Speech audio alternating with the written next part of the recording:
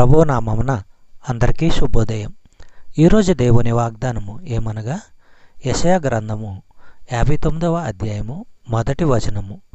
రక్షింపనేరక యుండునట్లు యెహోవా హస్తము కురుచ కాలేదు, విననేరక యుండునట్లు ఆయన చెవులు మందము కాలేదు. మీ దోషములు మీకును మీ దేవునికి అడ్డముగా వచ్చెను. సహోదరి సహోదరులారా, దేవుడు ఏమీ చేయలేనివాడు కాడు, చెవిటివాడు కాదు. ఆయన తన ప్రజల ప్రార్థనలు వినిపించుకోకపోతే, వారి తరపున పనిచేయకపోతే ఆ తప్పు ఆయనది కాదు, వారిదే. పాపము మనలను దేవుని సహవాసం నుండి వేరు చేస్తుంది. అనేకసార్లు జవాబు రాని ప్రార్థనలకు కారణము ఇదే.